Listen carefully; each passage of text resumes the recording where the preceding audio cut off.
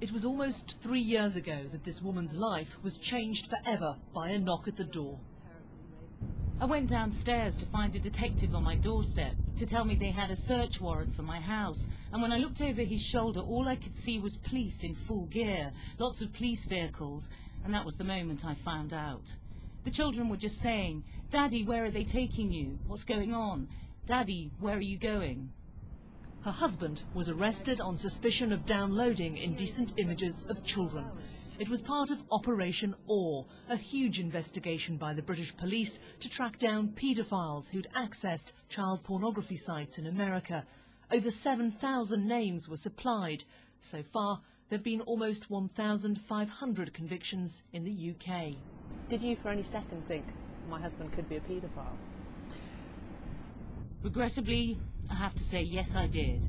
And the reason I have to say that is because there were media reports all over the place from the police saying these people are dangerous paedophiles, and they knew what they'd done. They'd purposely accessed these sites on the internet. I had social services telling me these things, and I just didn't know what to think. It just didn't make any sense to me. I thought, well, they're the authorities. Why would they make it up? How concerned were you for your children? I was terrified for my children. I was terrified. It was a second marriage, and my first concern was, oh my God, what have I done to my children? What have I potentially exposed them to? Who is this person? But when she tried to find out exactly what her husband was accused of viewing, she says she was given no information. Was this children, small children, or was this something idiotic like a Sam Fox picture from the 1980s, and no one would tell me? And have you since managed to find out, has anybody told you what these images were? Yes, I've found out now. And they were older teens, 16, 17, 18 years old. Images that perhaps a lot of people would think would be a very different thing than people who abuse very small children. Yes, yes. Her husband was eventually charged with 10 counts of possessing indecent images and was placed on the sex offenders register. But the methods used in Operation OAR are now being questioned. Those targeted are accused of having used their credit cards to pay for images, but there's doubt over the reliability of the records on the site. And there's a link between the operation and the current row facing the Education Secretary. Paul Reeve, the PE teacher who sparked the furore, was placed on the sex offenders register as part of Operation OAR. He too was accused of accessing banned images on the internet. In the case of the PE teacher, I understand why he took a caution. Why would somebody take a caution if they weren't guilty? Because that's the way it worked. Because if you didn't plead guilty, if you said you were innocent, you were in denial of your problem. And if you pled guilty, they said you could keep your children. If you refused... And this is what your husband was told? We were told, both of us separately. If he did not plead guilty, they were going to take our child. No ifs or buts. And I know we're not the only people that was said to. It was said to a lot of other families. So what do you feel when you see these different cases being shown in the media of these people affected at the moment? Witch hunt, because people, one, don't really understand what the sex offenders register is, and two, they don't understand what Operation OAR was.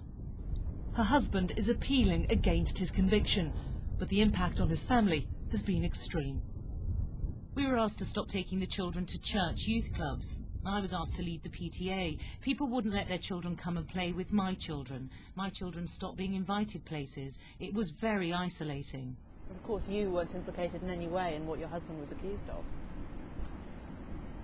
The attitude I got was, well, I must have known. That was what people were treating me as. Surely this couldn't have been happening in your house without you knowing. They're now in hiding, and her husband is still only allowed supervised access to his child. No picking up from school, no going to school plays, no dad taking him to the beach on his own, no dad taking him to the cinema or McDonald's. Nothing like that is allowed. One of the hardest things to deal with has been the loss and recovery of possessions.